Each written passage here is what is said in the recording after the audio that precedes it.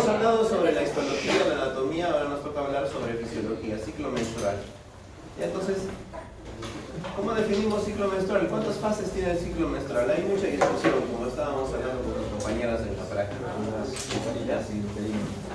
Entonces, está dividido esto en ciclo ovárico y ciclo uterino, o ciclo endometrial también se conoce, ¿no?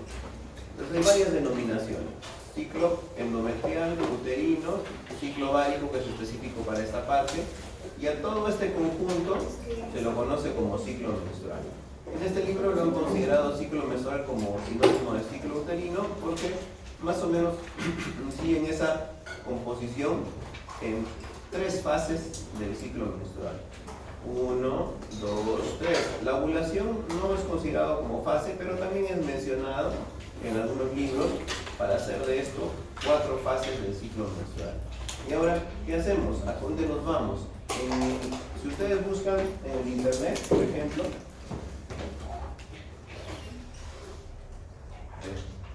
miren la búsqueda que voy a hacer.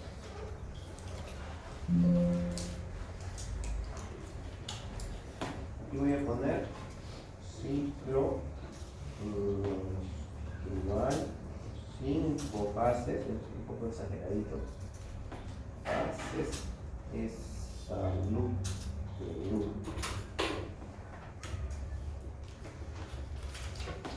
A ver, ¿dónde está?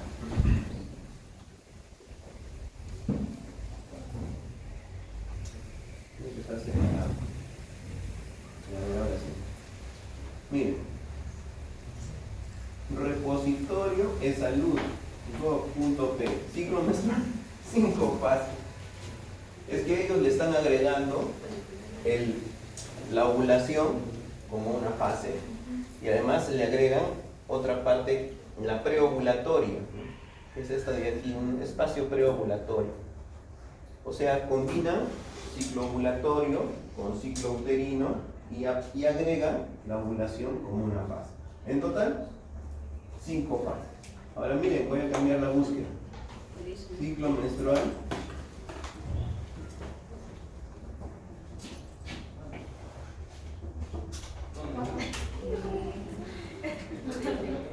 El ciclo menstrual se divide en 3 fases: folicular, ovulatoria y lútea. Miren, el MINSA ya no le hace caso al menstrual, sino se va al ovárico, ¿verdad? A ver, déjenme darle una recordada esta. Entonces, ¿qué dice? 3 fases. ¿Cuáles son esas 3 fases? Folicular, ovulatorio y lúteo. El MINSA se basa para describir las fases del ciclo menstrual en el ciclo ovárico. En cambio, la salud toma el ciclo menstrual como el ciclo uterino, añadiéndole la ovulación y la fase preovulatoria. Aquí le hacemos caso. Diferentes definiciones, ¿no? Como definir amor. ¿Qué es amor? ¿Qué es amor para ustedes? ¿Cómo definen amor? ¿Qué pasó con mi clase? Ya me volaron el internet.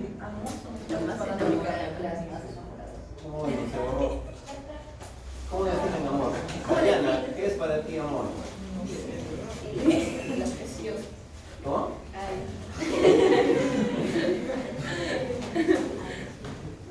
¿Qué ha pasado con mi computadora? ¿Qué es para ti amor, Mariana? ¿Quién tiene una definición de amor?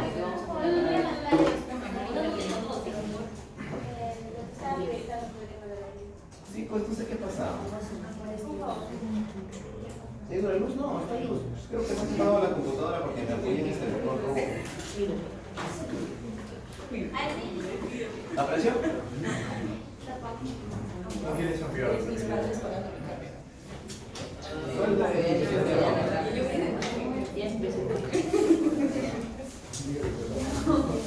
Ahí está.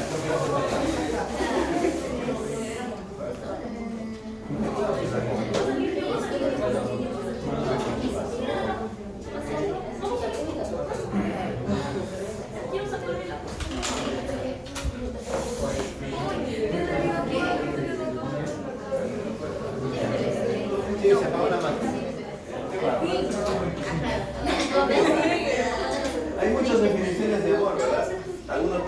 un sentimiento, otros que... El amor es una decisión. Una decisión, miren, por ejemplo. Yo la definí, yo la definí. Otra definición de amor. Un compromiso, miren, para Sarita es un compromiso. No la definí, no la definí. ¿Qué más es el amor? El amor es vivir. Y todas son correctas, ¿verdad? O pueden ser la mayoría de ellas correctas. Entonces el problema para definir ciclo menstrual es eso. Muchos autores toman diferentes definiciones y ocupan diferentes fases de otros periodos, como el ovárico o el menstrual.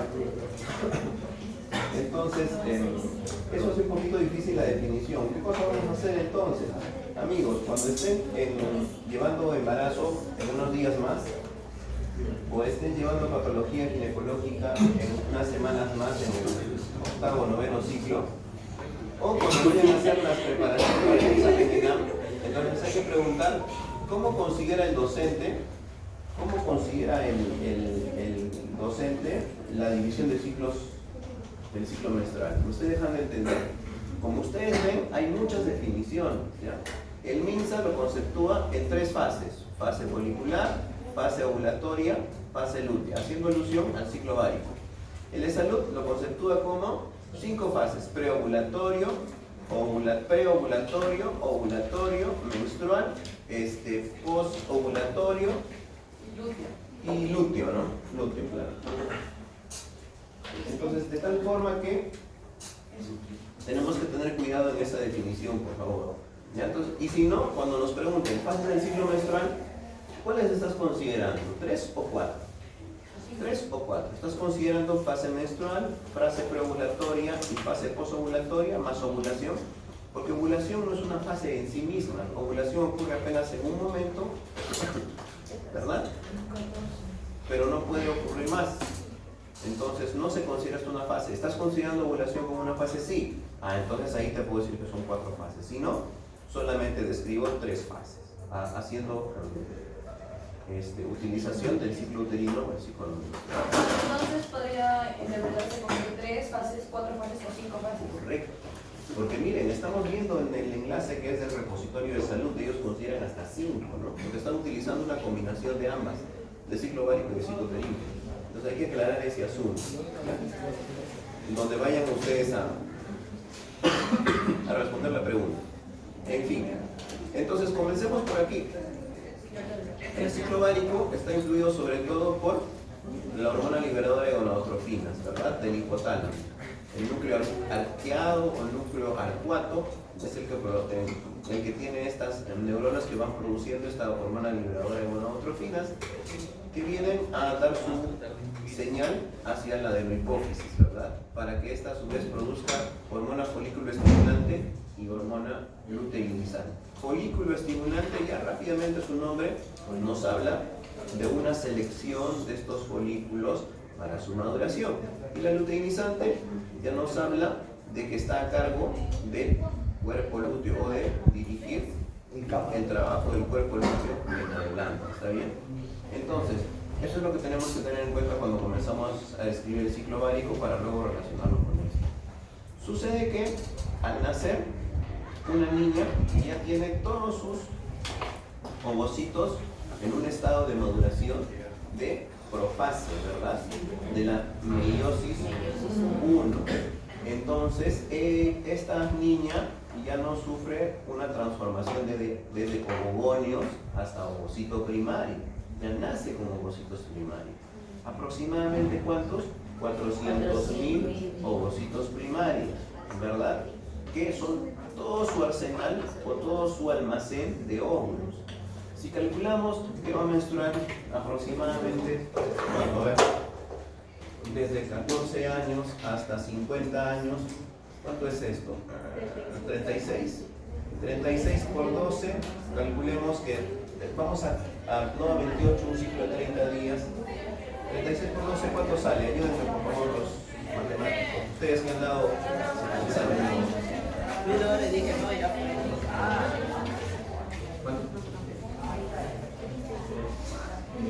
Ayúdame. Gracias, 432, más o menos, ¿ya? Entonces son 432 óvulos en toda su vida desde 14 años a 50 años. ¿Y cuánto es su reserva? 400.000. Pero decía, ¿no? 400. No sé, pues Son rangos, ¿verdad? De 150.000 a 500.000. Esto puede ser más, 480, porque estamos calculando que un ciclo dura 30 días, pero en realidad es 28 días. Pero no o pasa más. de 500. Entonces, no pasa nada. ¿Ya? Entonces, pónganse a ver. Además, entonces, ¿qué es lo que sucede? Esto es diferente que en el varón. Entonces, estos son los óvulos que probablemente no creo que lleguen a concebir tanta cantidad de hijos, pero son sus reservas fisiológicas, ¿me dejo entender? Entonces, ¿qué sucede en cada ciclo? Luego llegan a pubertad, y en la pubertad, cuando comienzan a generarse esta hormona y comienza a estimularse el desarrollo de los folículos, más la primera menstruación. La primera menstruación, en una sola palabra, menarquia, ¿verdad? Entonces, ya comienzan a madurar estos folículos primordiales. Comienzan a madurar varios de ellos. Pero conforme va avanzando el ciclo ovárico, uno de ellos adquiere la preponderancia, ¿verdad? Uno de ellos se hace el más activo. ¿Por qué? Porque sus receptores para la folícula estimulante son más abundantes que sus compañeros. Entonces, sucede que estos sufren atresia y solo se queda uno como el folículo dominante, dice el texto, ¿verdad? Un folículo dominante. Ese folículo dominante está produciendo hormonas, estrógenos. Estos estrógenos, a su vez, están modificando, ¿qué cosa? El endometrio, la capa basal, la capa funcional. La capa funcional. Están modificando porque los estrógenos son hormonas que generan crecimiento de tejido. Vasos, claro, en la fase proliferativa, vasos y tejido en la capa funcional, que va a ser una regeneración de la capa funcional y va a ser el lugar donde se va a implantar el óvulo en el caso de que haya fecundación, ¿verdad? Entonces los estrógenos están trabajando aquí. Aquí hay que recordar varias cosas que luego las vamos a ir mencionando. Mientras tanto, pues sigamos en esta progresión. Nacen con folículos primarios entonces. Luego viene la adolescencia. ¿Qué sucede en la adolescencia? Los folículos comienzan a madurar, ¿verdad? Hay células de la teca interna, teca externa, células foliculares, aquí adentro hay células de la granulosa, que poco a poco van segregando un líquido, ¿verdad? Y se va convirtiendo esto en un espacio con un líquido para nutrir a este ovocito que se está desarrollando, ¿verdad? En esta etapa estamos con un folículo secundario, un folículo maduro o folículo de Graf, que es el folículo previo a la ovulación. Si bien este es un folículo primordial, primario, secundario y este un folículo de Graf, como es en el caso de los ovocitos. El ovocito es un ovocito primario, pero se va a ovular como un ovocito secundario, ¿verdad? En la fase, ¿en qué metafase 2 de la meiosis 2? ¿Está bien? No completa la segunda meiosis, a no ser que haya fecundación, correcto. Entonces, continuamos aquí. Cuando este folículo produce ovulación, luego se forma un cuerpo hemorrágico. Rápidamente esto sufre un cierre, una atresia, una regeneración, mejor dicho, para dar paso al cuerpo lúteo, ¿verdad? Ahorita vamos a ver cómo se relaciona con las hormonas. El cuerpo lúteo tiene una tarea importante de producir progesterona y estrógenos. Estrógenos para mantener esta capa funcional y progesterona para permitir que continúe este endometrio funcional para hacer el desarrollo luego del blastocisto cuando se implanta y luego comienza su desarrollo, ¿verdad? Bien, ¿qué otras hormonas más produce Cuerpo lúteo. Inhibina y relaxina. ¿Por qué son importantes inhibina y relaxina? La relaxina para el músculo liso del útero, ¿verdad? Para permanecer en reposo. Y la inhibina para controlar por feedback negativo la secreción de estas hormonas. ¿Por qué me interesa el feedback negativo? Para que ya no haya más folículos. Porque estamos ya en desarrollo de este óvulo que ha sido fecundado. Entonces, durante el embarazo ya no puede haber otra fecundación, ¿verdad? No puede haber otro embarazo más y por lo tanto se suprime la formación de nuevos folículos por esta inhibición. Pero también causaba inhibición los estrógenos y la progesterona, ¿verdad? Ahí está la base del uso de los métodos anticonceptivos. ¿Por qué? Vamos a ver en un momento. Al final esto degenera y se vuelve en un cuerpo albino. Estos cuerpos finalmente están como cicatrices en los ovarios, ¿verdad? ¿Cuál es la medida de este folículo de Graf aproximadamente? 20 milímetros, 2 centímetros. Y ese también es el tamaño que los quistes de ovario se consideran todavía no operables, ¿no?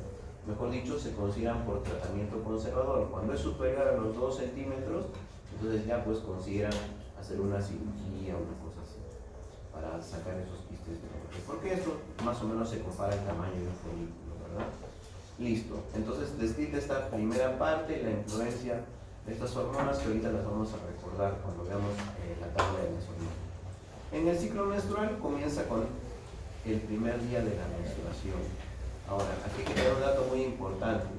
No se sabe en qué momento de este ciclo, más allá del día 5, ocurre la ovulación exactamente. No se conoce en qué momento es. Por eso es que es tan difícil la planificación de la concepción. Si una pareja quiere tener hijos, no se puede describir en qué día exacto va a ocurrir la ovulación.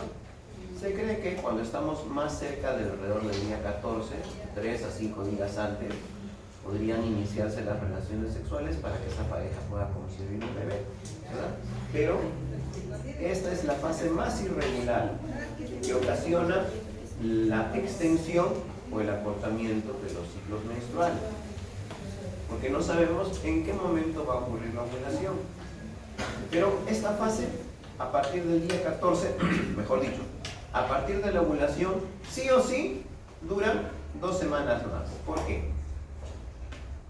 Repito mi pregunta. Esta primera fase preovulatoria no es muy segura, porque puede extenderse hasta 15 días, hasta 18 días, o puede hacerse antes, hasta 9 días, hasta 8 días, porque no sabemos exactamente el día de la ovulación. Pero esta fase posovulatoria siempre dura 14 días después de que se haya producido la ovulación. ¿Por qué esta fase es más fija en 14 días que esta fase? ¿Qué hace que esta fase sea más permanente, más estable?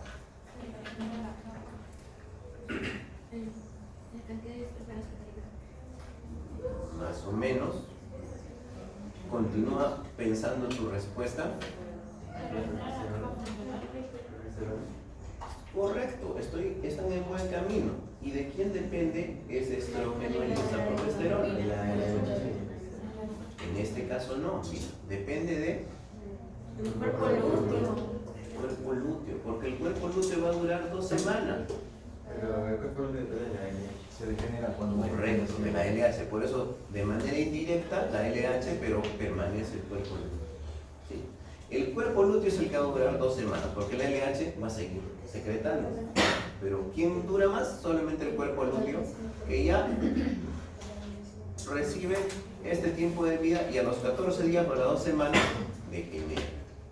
Ya no hay más provisión de estrógenos y progesterona, sobre todo progesterona para mantener la capa funcional. Y cuando se acabe el cuerpo lúteo, si no ha habido fecundación, se acabó. ¿Qué cosa continúa? Periodo menstrual. Pero si hay fecundación, ¿quién toma el lugar del cuerpo lúteo para producir esto? El cuerpo lúteo rescatado. El cuerpo lúteo es rescatado. ¿Por quién? Está bien, Elías. Está bien, Elías. Por el cólico, ¿verdad? ¿Qué es la futura placenta, que comienza a producir una hormona. ¿Cómo se llama esa hormona? Correcto, hormona humana. ¿Qué más? Gonadotrófica. Hormona gonadotrófica humana o gonadotrofina coriónica humana. Coriónica porque viene del corio, ¿verdad? Hormona gonadotrófica coriónica humana o gonadotrofina coriónica humana, HCG. Entonces, de esa forma, esta hace que permanezca la secreción de progesterona para continuar con el útero. En la placenta también va a generar relaxina, para permanecer en esta fase secretoria o en esta fase lútea o en esta capa funcional, que permanezca para que aquí se vaya desarrollando nuestro óvulo fecundado. Bien, entonces esta parte me parece que ya la tenemos en mente. Veamos su relación con las hormonas entonces. Ya hablamos sobre lo irregular, que es esta parte. Por eso es que en esta parte no hay, siempre se toma un rango de 3 días antes a 3 días después de la ovulación, cuando las parejas quieren tener familia, ¿verdad? Entonces podrían comenzar a tener relaciones sexuales a partir de estos días para que tengan mejor probabilidad de concebir. ¿Cuánto tiempo puede permanecer el óvulo? 24 horas, ¿verdad? En el tiempo para que se pueda producir la fecundación. Los espermatozoides hasta 48 horas, idealmente. Aunque hay espermatozoides que viven hasta 5 días, pero no son funcionales, ¿no? Raros casos puede pasar, ¿no? Que puedan ser todavía útiles para fecundar, ¿verdad? Pero normalmente ya han perdido mucha de su capacidad. Entonces se puede decir que en la menstruación no puede ocurrir la fecundación. ¿En la menstruación también? En la menstruación ya no, porque prácticamente la capa funcional se está perdiendo. Y si ha habido ovulación, entonces ese óvulo se va a perder. En realidad, muchos embarazos, muchas personas no logran embarazarse, muchas parejas no logran embarazarse, porque justamente sufren problemas para la implantación posterior, ¿no? Cuando esto no migra en los siguientes 6 o 7 días, porque una vez fecundado en la ampolla, sufre otro trayecto para viajar hasta el endometrio, ¿verdad? Bien, entonces esta parte ya la tenemos. Ahora relacionaremos con las hormonas. Entonces, miren ustedes que al comienzo del ciclo los niveles de estrógenos están muy bajos, ¿no? Y estos niveles de estrógenos bajos ya no inhiben ni al hipotálamo ni a la hipófisis para su secreción de gonadotrofina, de hormona liberadora de gonadotrofinas, ni FSH ni LH. Luego están aumentadas, mira, están aumentadas. Pero luego, cuando los niveles de estrógenos ya se elevan un poco, o de progesterona, ¿qué sucede con los niveles de FSH y luteinizante? Bajan. Miren cómo están bajos. Entonces, atención, niveles bajos de estrógenos y progesterona, niveles bajos, no están haciendo inhibición de la secreción de FSH y LH. Segundo, niveles moderados de progesterona y estrógenos inhiben la secreción de FSH y LH. Esta es la base para los métodos anticonceptivos. ¿Por qué? Porque llegada a la adolescencia comienza un flujo o una secreción pulsátil de FSH y LH. Mejor dicho, comienza esta secreción pulsátil de FSH y LH que va a motivar también el desarrollo de los folículos. El desarrollo de los folículos. ¿Qué pasa cuando se toman anticonceptivos? Los niveles de estrógenos se encuentran moderadamente elevados y de progesterona moderadamente elevados. Normalmente las píldoras anticonceptivas tienen un poco de progesterona y un poco de estrógeno. Los implantes subtérmicos tienen progesterona. Los inyectables de 1 mes, de 3 meses, tienen progesterona. Como el organismo, al recibir esta dosis extra de progesterona, interpreta que estamos en esta fase secretora, está paralizada la secreción de folículo estimulante. Como no hay folículo estimulante, no hay maduración de folículo, no hay maduración de óvulo, no hay ovulación, entonces no va a haber fecundación. Esa es la base de la descripción de los métodos anticonceptivos. La píldora de emergencia, ¿cómo actúa? De igual forma, establece una elevación de dosis de progesterona y estrógenos, con lo cual impide la ovulación. Impide la ovulación. Si ese óvulo ya ha sido fecundado, entonces la píldora de emergencia pues ya no va a funcionar. Sobre todo si estamos en estos días cercanos a los días de la ovulación, que en teoría es el día 14. Más aún, si ya ha habido implantación, entonces es muy probable que esa terapia anticonceptiva ya no sea tan efectiva. ¿Qué hace la T de cobre según el texto? Hace que el ambiente intrauterino sea hostil para los espermatozoides, o que el moco que está en el cérvix sea difícil de penetrar. De esa forma no hay contacto entre espermatozoides y óvulos y se consigue la anticoncepción. Amigos, cuando nos pidan que demos consejo a las parejas jóvenes de la iglesia, a los matrimonios que quieren planificar a sus hijos, entonces tenemos que recordar estos principios básicos de fisiología, preciosos, porque ¿a quién le van a preguntar? El pastor tiene conocimientos, pero lo va a derivar con nosotros, que somos los especialistas, los ancianos de iglesia, los líderes de jóvenes. En los campamentos que vayamos, nos va a tocar hablar de esta situación, ¿está bien? Sobre todo para las parejas jóvenes, ¿no? Para los solteros y los adolescentes deben tenerlo como un conocimiento, ¿verdad? Previo, ¿no? Pero es más útil en nuestro aconsejamiento para las parejas jóvenes y los casados. Ahora, algunos dicen que estos métodos se consideran abortivos. ¿Cuáles? Sobre todo la píldora del día siguiente y la T de cobre. Pero en realidad hay también muchas diferencias entre la concepción, mejor dicho, entre cuánto una persona debería ser considerado ya un embarazo o no. Nosotros, dentro de nuestra cosmovisión, no tenemos ningún problema en cuanto a utilizar métodos anticonceptivos. No hay ninguna dificultad. Podemos usar métodos anticonceptivos de barrera, métodos anticonceptivos definitivos o métodos anticonceptivos que se utilizan con tabletas, incluso con tabletas de vía de emergencia, de anticoncepción de emergencia o de cobre. Porque si bien estas impiden la implantación, no las consideramos o no se consideran que sean un aborto. En el texto habla del aborto como un método anticonceptivo, y eso sí, nosotros no estamos para nada de acuerdo, porque creemos que ya un embrión en desarrollo ya pues es una persona que tiene derecho a la vida, ¿verdad? Esto, entonces, bien, ¿qué sucede pero durante el ciclo?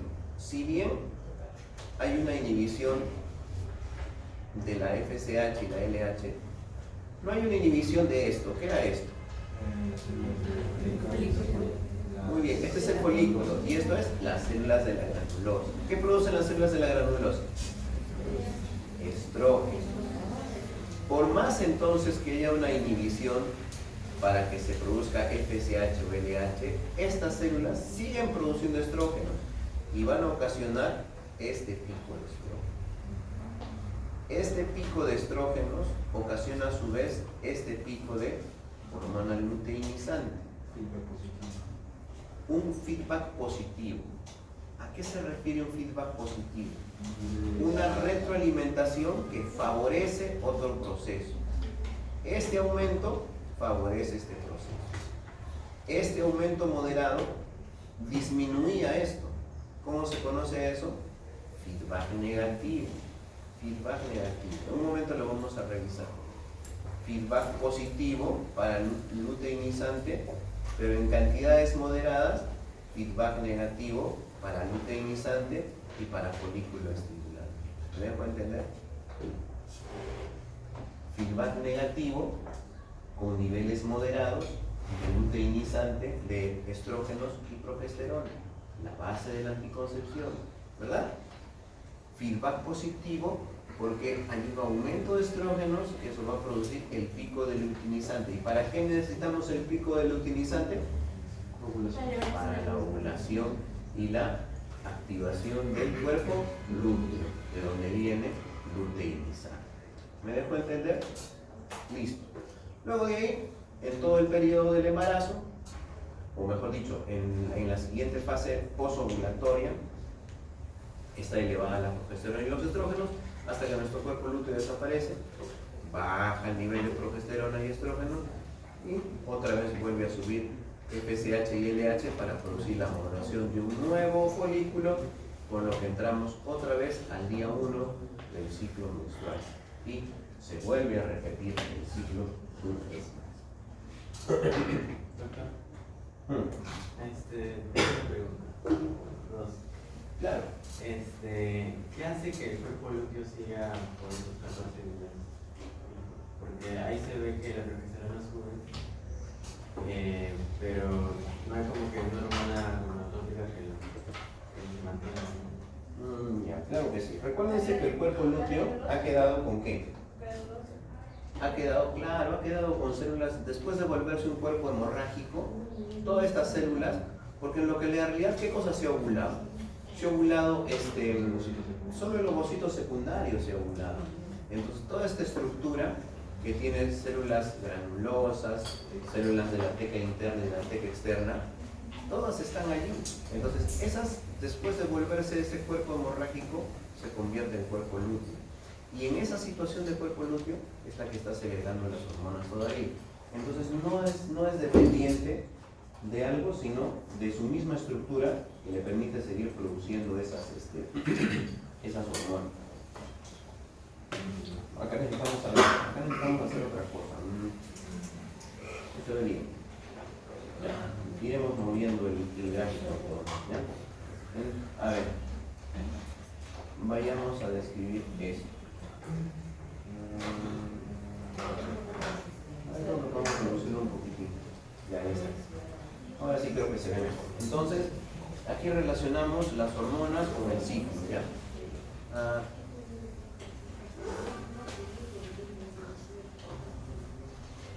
Sí, está bien. Entonces decíamos, aquí viene niveles altos de estrógenos sin progesterona estimulan la liberación de gonadotrofinas, luteinizante y folículo estimulante. Estos niveles de estrógenos van a hacer feedback positivo en el hipotálamo para que a su vez se produzca este aumento de la secreción de luteinizante. ¿Por qué? Durante mucho tiempo no se podía explicar esta doble acción de los estrógenos. Pueden hacer feedback negativo, inhibición, o pueden hacer feedback positivo. ¿Por qué? Porque estas neuronas que están en el hipotálamo son sensibles a la cantidad de estrógenos que hay. Entonces, cuando ese estímulo es muy elevado, otra vez esos receptores comienzan a activarse para poder producir ese pico de luteinizante que ocasiona la ovulación. En cambio, niveles moderados de estrógenos inhiben la secreción, junto con la inhibina, ¿verdad? La inhibina principalmente va a inhibir la folículo estimulante. ¿Por qué? Porque recuérdense que estamos en etapa lútea. Y en etapa lútea puede venir un embarazo. Me interesa que ya no haya más maduración de folículos. Por eso es que la inhibina del cuerpo lúteo principalmente va a inhibir a la folículo estimulante. ¿Qué más? A este lado, niveles bajos de progesterona y estrógeno promueven la secreción de gonadotrofinas, folículo estimulante, luteinizante. ¿Por qué? Porque como ya se pierde esta inhibición, es decir, ya no hay inhibición que se ocasionaba por los niveles moderados, ¿qué va a pasar? comienza a secretar nuevamente estrógeno. Entonces, en niveles bajos producen secreción de folículo estimulante luteinizante. Niveles moderados, inhibición. Inhibición de la secreción. En dos palabras, todo este cuadrito en dos palabras.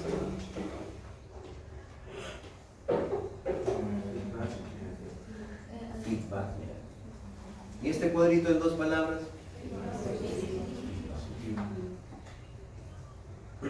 Bien.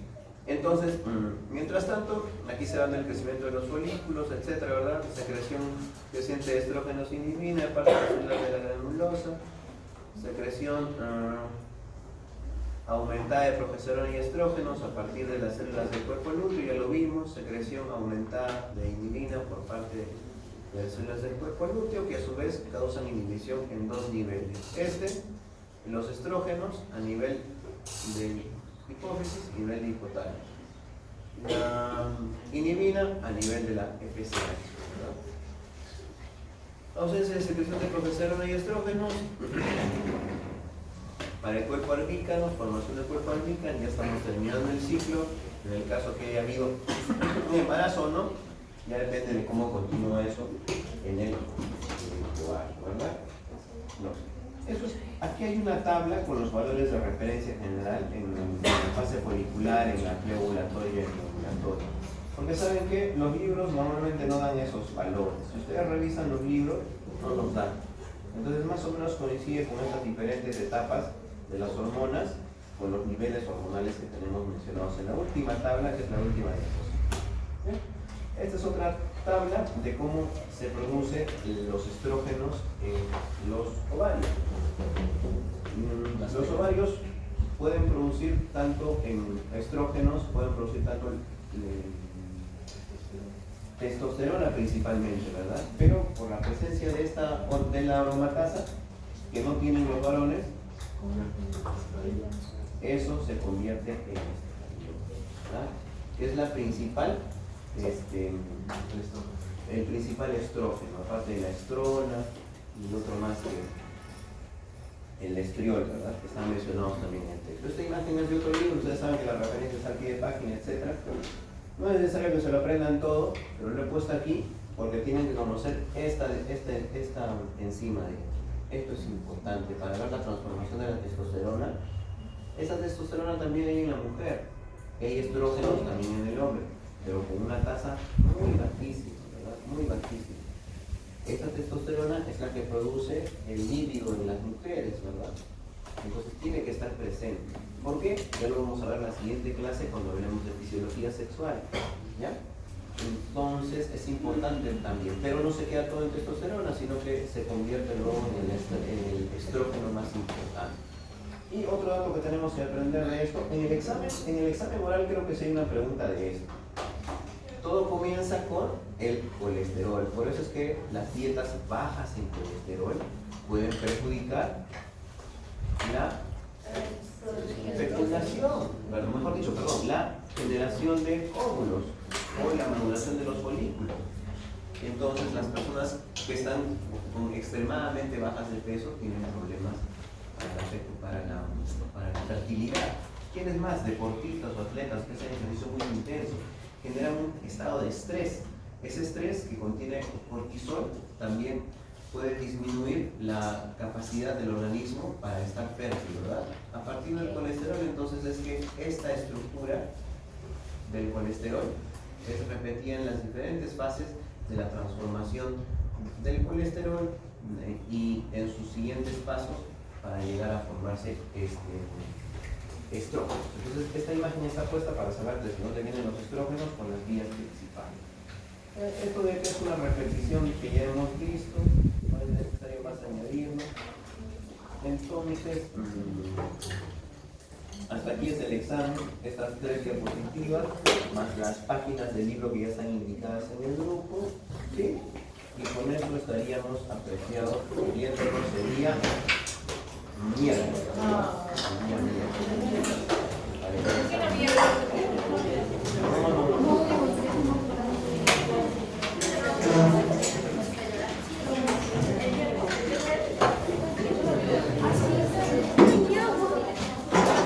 Voy a pasar lista, por favor, no se vayan